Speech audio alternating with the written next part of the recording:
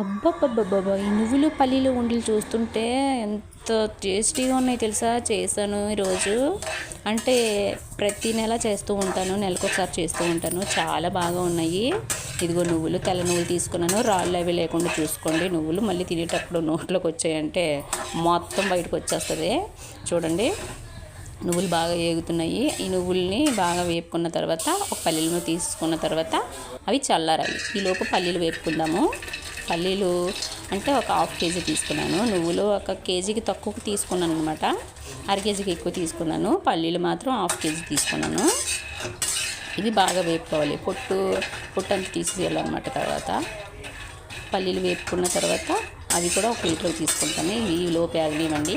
నువ్వులు చల్లారే చూస్తున్నాను. అబ్బా, కాలిపోతున్నాయి. చాలా వేడిగా ఉన్నాయి. కాస్త చల్లబడాలి. ఇవి చల్లబడితే అప్పుడు మిక్సీ పడతాను. ఈలోపు పల్లీలు ఒక ప్లేట్లోకి తీసుకుంటాను. వేగిపోయినవి అవి కూడా ప్లేట్లో తీసుకున్న తర్వాత నువ్వులు చూస్తానుండండి. నువ్వులు చల్లారినట్టున్నాయి. మిక్సీ పట్టాలి. ఈలోపు బెల్లం చూడండి.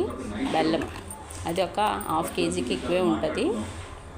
చూడండి, హాఫ్ కేజీకి ఎక్కువ అంటే ఆ 2 ముక్కలు వేస్తున్నాను అనమాట బెల్లము. ఇప్పుడు పల్లీలు పొట్టు తీసుకుంటాను. పొట్టు తీసుకున్న తర్వాత శుభ్రంగా పొట్టంతా చెరిగేయాలన్నమాట. పొట్టంతా చెరిగేసి మిక్సీ పట్టాలి. నువ్వుల్లో కలిపేసి అవి ఇవి కలిపి మిక్సీ పడతాను. చూడండి, పొట్టు మొత్తం వచ్చేసింది చాలా వరకు. అవంతా తీసి మొత్తం పల్లీలు చెరిగేస్తాను అనమాట. చెరిగేసిన తర్వాత నువ్వుల్లో కలిపేస్తాను. నువ్వుల్లో కలిపేసి 2 కలిపి మిక్సీ పడతాను. ఓకేనా? చూడండి, అగో 2 కలిపేసి మిక్సీ పట్టుకుంటే మనకి వేరువేరుగా ఉండదనమాట. వేరువేరుగా పౌడర్ చేస్తే అవి వేరువేరుగా తొందరగా కలవదు అది ఇదిని. అందుకని అందులో కలిపేసాను, నువ్వుల్లో కలిపేసాను పల్లీలు కూడా. ఓకేనా? ఇప్పుడు మిక్సీలో వేసేస్తాను. మిక్సీలో వేసేసి శుభ్రంగా మిక్సీ పట్టేస్తాను అనమాట. దగ్గర ఒక 4 సార్లు పెట్టాను మిక్సీ చక్కగా పేస్ట్లోకి వచ్చింది. అది మిక్సీ పడుతుంటేనే మంచి స్మెల్ ఇల్లంతా.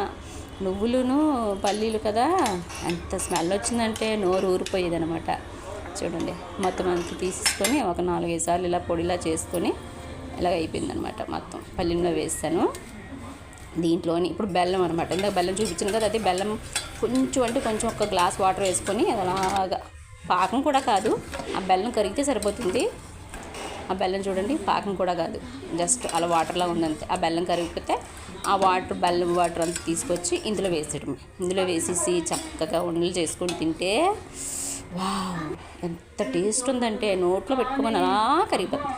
సున్నుండల కంటే చాలా బెస్ట్గా ఉన్నాయి అన్నమాట ఇవి. చూడండి, ఒకసారి ట్రై చేయండి ఇంట్లోని.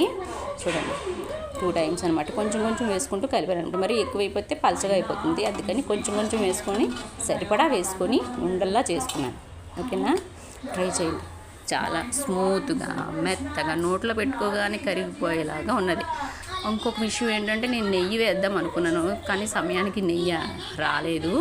నెయ్యి వేసుకుంటే ఇంకా టేస్ట్ ఉంటుంది. నెయ్యి కూడా వేసి ట్రై చేయండి. చూడండి, ఆ వంటలు చూడండి ఎలా ఉన్నాయో. చక్కగా బూందీ లడ్డుల కంటే చాలా టేస్టీ ఉంటాయి. ఒకసారి ఇంట్లో ట్రై చేయండి.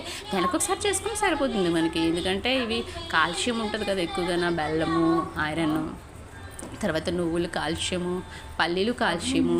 చూడండి, వండలు చూసారా ఎంత స్మూత్గా వచ్చేస్తున్నాయో. సున్నుండలకైతే కొంచెం కష్టపడాలి, కానీ దీనికైతే అస్సలు కష్టపడకుండా ఈజీగా చేసుకోవచ్చు అనమాట. ట్రై చేయండి ఒకసారి ఇంట్లోని. ఎలా ఉన్నాయి తిని నాకు కామెంట్లో పెట్టండి. ఓకేనా? యూట్యూబ్ ఛానల్ కొత్తగా స్టార్ట్ చేశాను కదా, ఆ ఛానల్లో చూడంండి.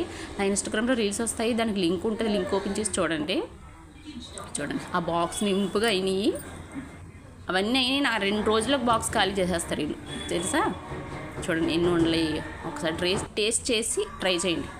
చూడండి ఎంత బాగున్నాయో, స్మూత్గా ఉన్నాయి, కరిగిపోతాయి.